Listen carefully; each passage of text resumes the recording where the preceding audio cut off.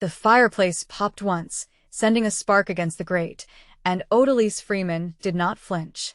She had learned in her first month working in this house that sudden sounds meant nothing here. It was the silence that mattered. It was the silence you had to listen to.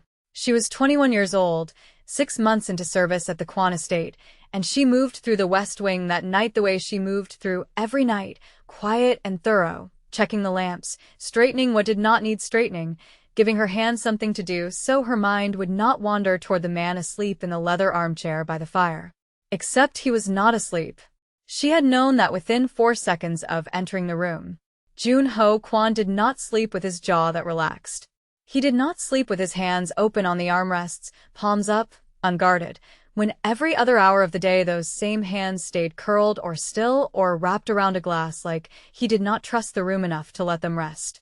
Odalise had cleaned this house long enough to know the difference between a man resting and a man performing rest, and the performance in front of her tonight was a good one, but it was still a performance. On the round table at his elbow sat a thick stack of $100 bills, banded neat, deliberate, placed at an angle that made sure the lamp light caught it. Beside the money, his wallet lay open, a scatter of cards fanned just so, like a hand of poker somebody wanted read. She looked at the money for exactly as long as it took to understand what it was. Then she looked away from it, the way she looked away from anything in this house that was not hers to take, and she crossed to the linen chest by the window instead. The room was cold. October cold, the kind that came in under the doors of old houses no matter how much stone and steel a man used to build his walls, and Jun-ho Kwon had come home late from wherever men like him went at night, and had apparently fallen asleep, or wanted the house to believe he had, before he made it up the stairs to his own bed. Odalise pulled the gray wool blanket from the chest, the good one, heavy and hand-knit, the one she had folded and reshelved 100 times without ever once needing it for herself, and she carried it across the room to where he sat. She did not look at the money again.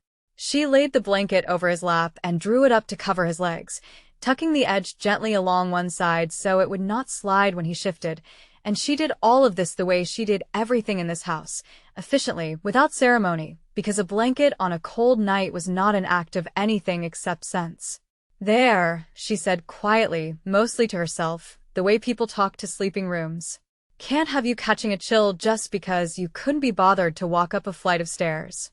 She straightened, cast one last look at the fire to be sure the screen was set properly against the sparks, and left the room the way she had entered it, without taking a single bill from the table beside him. Jun-ho Kwon opened his eyes to the ceiling and did not move for a long time. He had built this test the way he built everything, with precision, with an understanding of leverage that had kept him alive through 11 years of running his father's territory and then his own. Staff came and went through this house. Some lasted weeks. Some lasted months. All of them, eventually, without exception, in 3 years of testing, had taken something from that table when they believed him unconscious. Small things at first. A bill folded quietly into an apron pocket. Then bigger things, once they understood no one was watching, once they decided a sleeping man's money was a gift instead of a trap. He had learned who to trust in this house by learning who could not resist that table. Odalise Freeman had walked past $4,000 in cash and had covered his legs with a blanket instead. He sat with that fact the way he sat with information that did not immediately make sense to him, turning it over, looking for the angle, the play, the reason a person would do something that gained her nothing. He found none. That unsettled him more than the money missing would have. A woman working an angle he understood. A woman doing something decent for no reason at all unsettled him in a way he had not felt in longer than he wanted to admit. He did not call out to her. He let the blanket sit where she had placed it, and he closed his eyes again, and for the first time in longer than he could remember, Jun-ho Kwon fell asleep in that chair for real. In the morning he found her in the kitchen, sleeves rolled to her elbows, flour dusted along one forearm from the bread she was working, humming something low under her breath that stopped the moment she registered him in the doorway. "Mr. Kwon," she said, straightening, wiping her hands on her apron. "Didn't expect you down this early." "There was money on the table last night," he said. "Beside my chair." Something flickered across her face, quick, gone before it could settle into anything readable. I saw it. You didn't take it. It wasn't mine to take, she said, like the sentence was obvious, like it required no more explanation than telling him the sky was gray that morning. You were sleeping. Man's got a right to leave his money wherever he wants without somebody helping themselves to it. Most people would disagree with you. Most people aren't me, she said, and went back to her bread, and the conversation, as far as she was concerned, appeared to be finished. Junho stood in that doorway a moment longer than he intended to, studying the back of her, the set of her shoulders, the particular way she worked dough like she had done it her whole life, and found some private satisfaction in it that had nothing to do with the paycheck she earned doing it. He had run interrogations that told him less about a person than this did. The blanket, he said finally. She glanced back at him. You looked cold. I was testing you, he said, because there was no version of this conversation he could imagine having where the lie served him better than the truth, and because something about her flat, unimpressed manner made lying feel like an insult he did not want to offer. Odalise stopped kneading. She looked at him fully now, and there was no fear in it, which surprised him more than it should have, given that fear was the standard reaction his presence earned in most rooms he entered. I figured as much, she said. Man doesn't fall asleep in his own chair with a stack of cash sitting out like that by accident. You wanted to see what I'd do. And you're not angry about it. Why would I be angry? You wanted to know if I could be trusted around your money. Seems like a reasonable thing for a man like you to want to know, working in a house like this. She resumed kneading, unbothered, and added, almost as an afterthought, I'd have been more insulted if you hadn't tested me. Would have meant you didn't think I was worth the trouble of finding out. That was the moment everything changed, though neither of them named it as such, and Junho Kwon left the kitchen with the strange, unfamiliar sensation of having been outmaneuvered by a woman kneading bread at 6 in the morning who had not raised her voice once.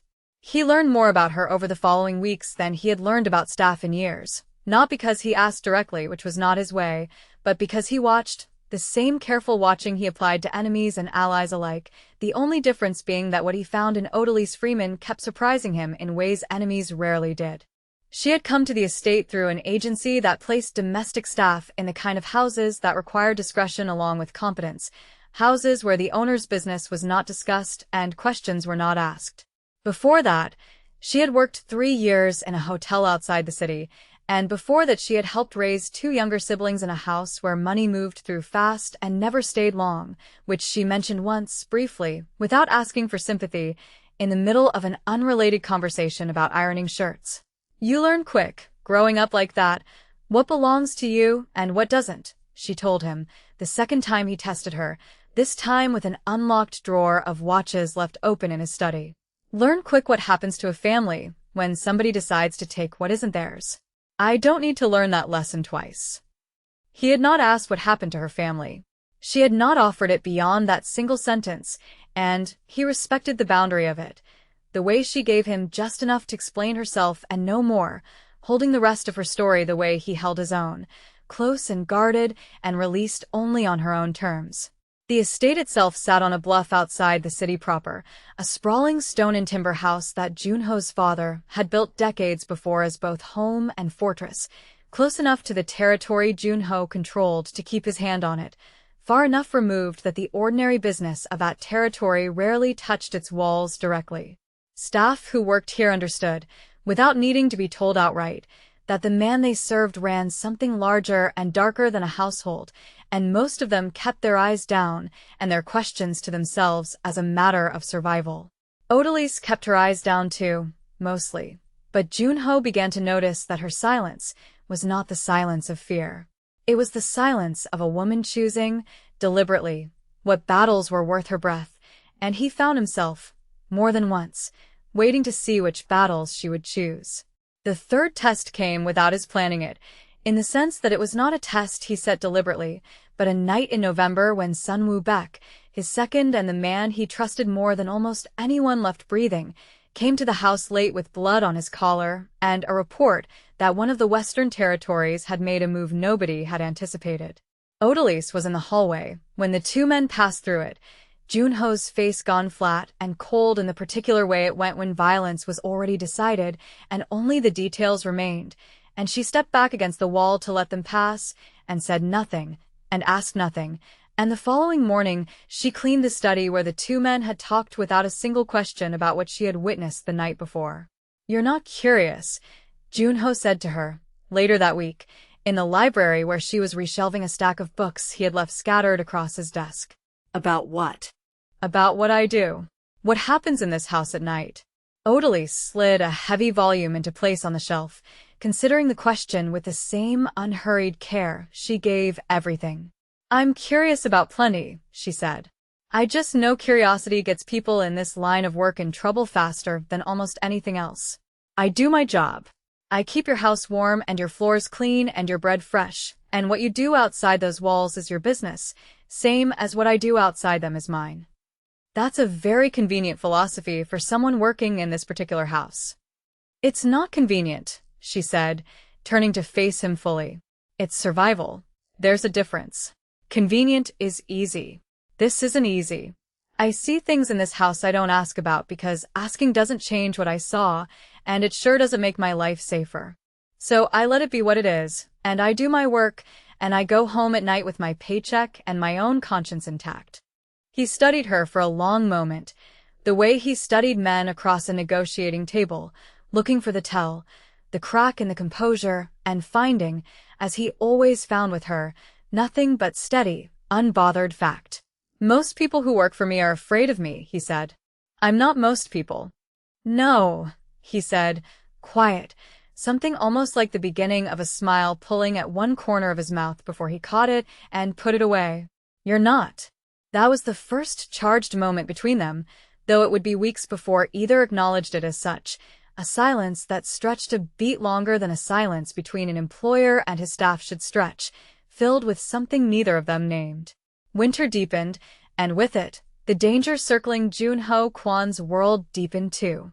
The Western Territory, run by a man named Taeyong Ryu who had spent 2 years testing the edges of Junho's patience, made a move in December that could not be ignored, seizing a shipment route that had belonged to the Kwan organization since before Junho had taken control of it, and the retaliation that followed put the entire household on a footing Odalise had not seen before, more guards at the gate, more silence at the dinner table, more nights where Junho did not come home until the small hours with a tightness around his eyes that told her, without a word being said, that the war beneath the surface of this house had grown teeth. There was a particular kind of quiet that settled over the house in the weeks after that night, not tense exactly but attentive, the way a room feels different once two people in it have stopped pretending not to notice each other. Odalise found herself lingering a beat longer in doorways she once passed through without a second thought, and she caught Junho, more than once, watching her from across a room with an expression he did not bother disguising fast enough. Neither of them spoke of it directly. There was too much else pressing at the edges of the house for either of them to name something that fragile out loud, but it sat there anyway, patient, the way most true things did in that household. She kept working. That was the thing about Odalise that Junho found himself returning to again and again, turning it over the way he turned over intelligence reports, looking for the seam in it, and finding none. Whatever grew between them in the quiet hours did not change the way she scrubbed the hearth or turned down his bed or set his coffee exactly the way he liked it, black, no sugar, poured before he asked for it. She did not soften into someone waiting to be rescued from her own life just because the man who employed her had started saying her name like it mattered. If anything, she grew more herself, sharper in her opinions, quicker to argue with him when she thought he was wrong, and he found he did not mind losing those small arguments nearly as much as he minded winning ones with anyone else in his life. One evening, restocking the linen chest, she found herself holding the gray blanket again, running her thumb along its worn edge, and Junho found her there, watching without announcing himself, the way he had learned to watch her. "You still think about that night," he said. "I think about it plenty," she admitted, folding the blanket back into its place. "Not because of the money. Because of what you must have needed to know badly enough to sit in a cold room testing a stranger, instead of just asking her plain what kind of person she was." "Asking rarely gets you the truth," he said. "Watching does." "Well," she said, closing the chest, "you've been watching a long time now, Junho Kwan. I hope you've found your answer." "I have," he said, and did not elaborate further, though the look on his face said more than any explanation could have, and Odalise carried that look with her the rest of the night like something warm held close against the cold. She found him one such night in the study, not pretending to sleep this time, genuinely exhausted, a glass of something amber untouched at his elbow, his tie loosened and his collar open enough that she could see, for the first time clearly, the edge of the ink at his collarbone, dark lines disappearing beneath his shirt, a mark of the life he had been born into and had never once tried to hide from her, only never explained. "You should eat something," she said, setting a plate down on the desk beside him. "You didn't touch dinner." "I'm not hungry." "That's not the point of eating," she said, and did not leave, standing there with her arms crossed until he picked up the fork, if only to make her go away, though they both understood by then that was not really why he did it. "Taeyong Ryu is not a patient man," Junho said after a while, surprising her, because he had never once discussed his business with her directly. "He wants my territory, and he wants it before spring. I have men watching every road into this house. I have a man I trust more than my own brother would have trusted, if I'd had one, checking every shipment twice. Why are you telling me this?" He looked at her, and something in his face was unguarded in a way she had not seen before, not since the night she had covered his legs with a blanket he did not need but had wanted anyway, for reasons that had nothing to do with the cold. "Because you asked me nothing," he said. "For months. And I find I would rather tell you than have you wonder." That was the wound revealing itself, quiet and sideways, the way Junho Kwon revealed anything, and Odalise understood, without him saying it outright, that this was as close as he came to trust. He told her, in pieces over the following weeks, about Sujin, the woman he had loved before he inherited his father's world fully, a woman who had died 3 years before Odalise ever set foot in this house, killed in the crossfire of a rival's attempt on Junho's life, a message sent to him in the cruelest currency his enemies understood he would feel. He did not tell the story, with grief performed for effect. He told it flat, factual. The way a man tells a story, he is worn smooth from turning it over too many times alone, and Odalise listened without interrupting, without offering the easy comfort he clearly did not want, and when he finished, she said only, "That's not a wound that heals. That's a wound you learn to carry different. You say that like you know." "I know grief," she said. "I know what it costs to keep breathing after somebody you loved gets taken by something you couldn't control. I'm not going to pretend I understand your particular grief. But I understand the shape of carrying one." He did not ask what she had lost. She did not offer it that night, and he respected that boundary the way she had respected his, and the two of them sat in the study in a silence that was not empty at all, filled instead with the particular understanding that passes between two people who have both learned, the hard way, how to keep functioning after the floor drops out from under them. The danger arrived in earnest on a Tuesday in late January, when a car Odalise did not recognize idled too long at the bottom of the estate's long drive, and Sun Woo Baek's voice came sharp and urgent over the radio in the front hall, and within minutes the house had gone into a kind of lockdown Odalise had only heard whispered about among the other staff, never witnessed directly. She was in the east hallway when the first shot sounded, distant, muffled by stone and distance but unmistakable, and her body reacted before her mind caught up to what was happening, dropping low, moving toward the nearest interior room the way instinct told her to, away from windows, away from open lines of sight. Junho found her there minutes later, in the small sitting room off the hall, and the look on his face when he saw her, some raw flash of relief before the mask came back down, told her more than any words could have.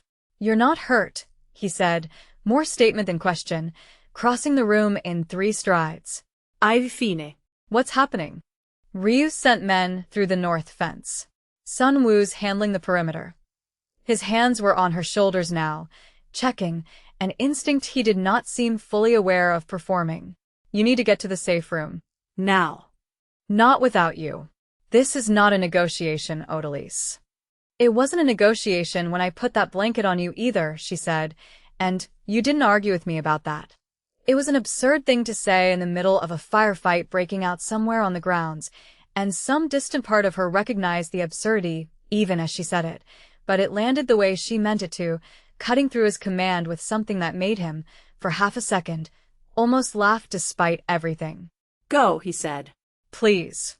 The please undid something in her, a word she had never once heard him use, and she went, but not all the way, positioning herself in the hallway just outside the safe room instead of locked inside it, because some stubborn instinct in her refused to sit sealed away while the house she had come to think of, quietly, as more than just a job, came under siege around her. It was there, in that hallway, that she saw the man come around the corner from the servant's stair, a stranger, gun drawn, moving with the particular economy of someone who had done this before, heading toward the study where she knew Junho had gone to coordinate with Sunwoo. She did not think. She acted, the way she had promised herself she would if this house ever asked it of her, grabbing the heavy brass lamp from the hall table and swinging it hard into the back of the man's skull before he ever registered she was there, and he went down without a sound beyond the dull crack of impact and the thud of his own weight hitting the floor.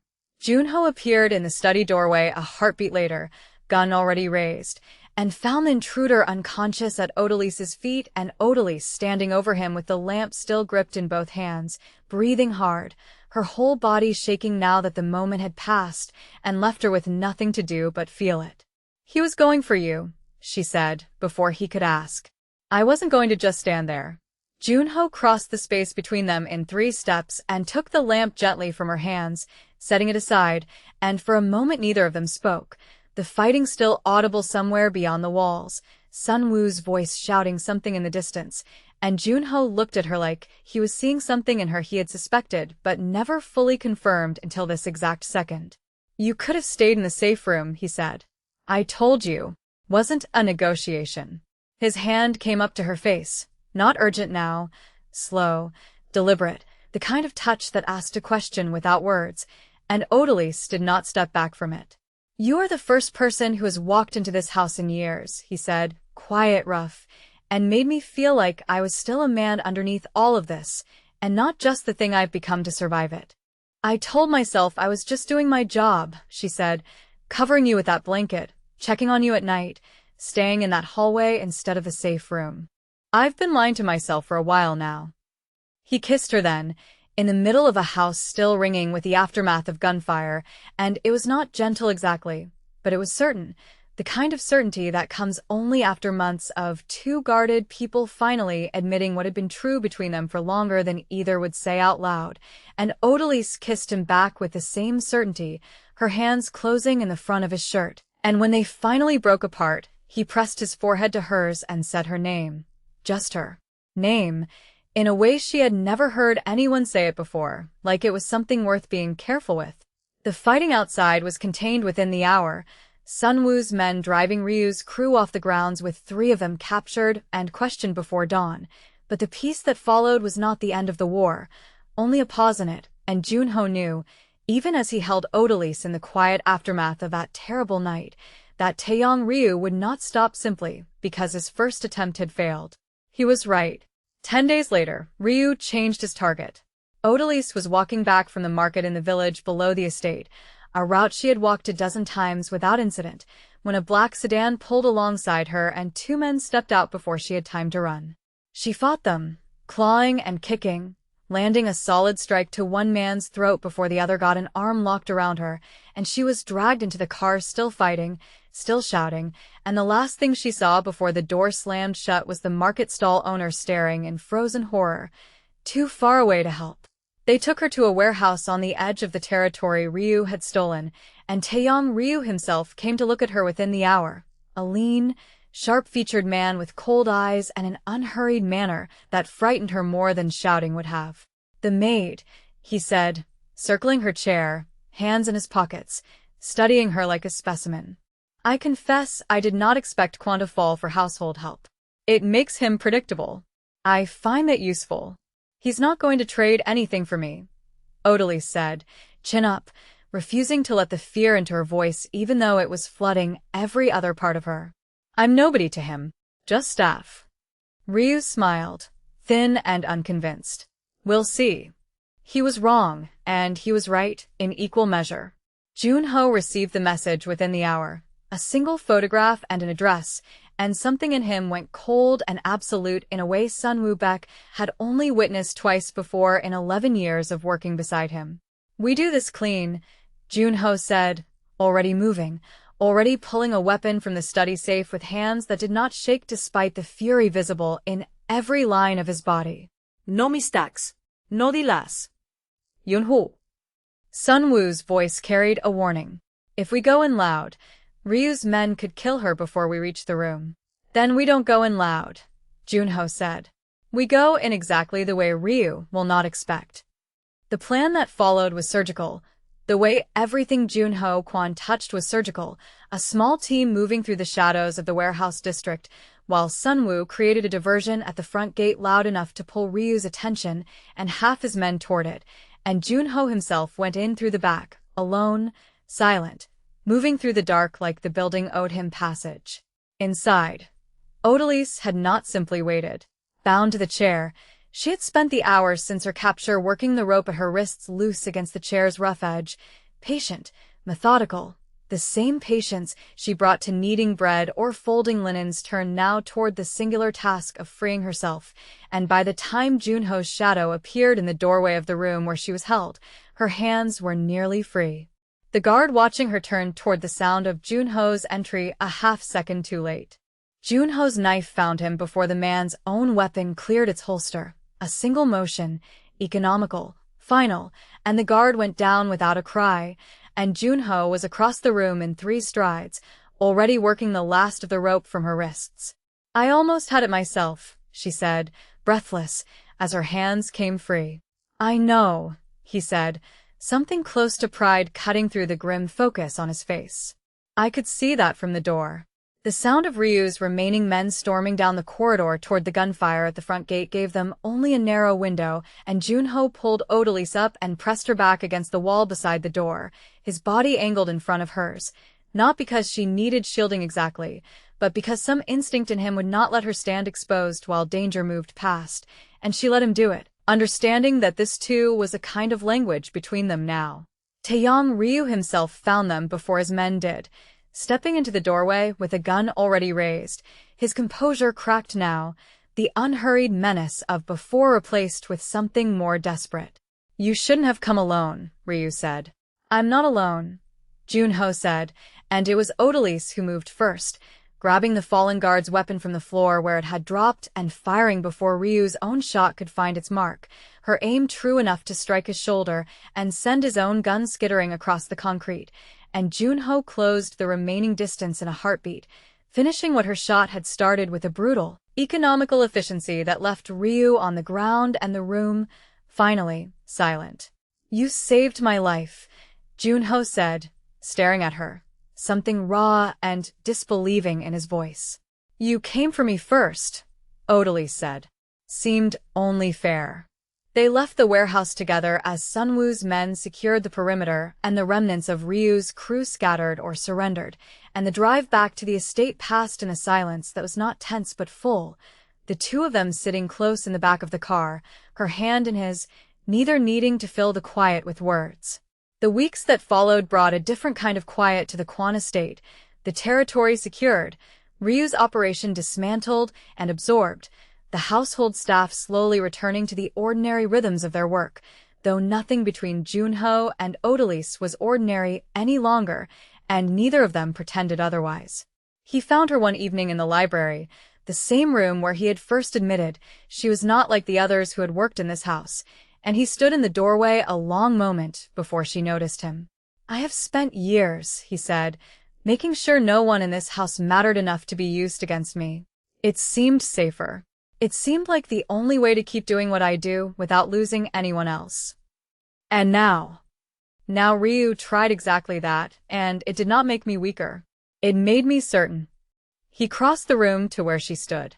"I am not going to pretend this is a safe life to choose, Odalise. It isn't. It never will be. Not fully. Not as long as I run what I run." "I know what this life is," she said. "I've known it since the first night I found you pretending to sleep with a stack of bills you didn't need me to take. I chose to stay every day since then, same as I'm choosing now." She reached up, resting her palm against his chest, over the steady beat of his heart. I'm not asking you to be a different man than you are. I'm just telling you I'm not going anywhere. He covered her hand with his own, and for a long moment neither of them said anything else, because nothing else needed saying. The truth of it settled between them plain and unhidden the way it had been building since a cold October night when a woman who owed him nothing had chosen warmth over easy money, decency over opportunity, and had never once looked back on that choice since. Outside the library windows, the estate grounds lay quiet under a thin February frost, the fires in every hearth burning steady against the cold, and somewhere in that house a gray wool blanket sat folded once more in its linen chest, waiting, though it would not be needed again that particular winter, because the man it had once warmed had found, in the woman who placed it there, something that kept him warm in a way no blanket ever could. If this story pulled you in the way I hope it did, tap that like button before you go, and drop a comment telling me what part hit hardest, because I read every single one. Subscribe if you want more stories like Odalise and Junho's, and share this with somebody who needs a little slow burn danger in their evening. There is more where this came from, and I promise you the next one will not disappoint.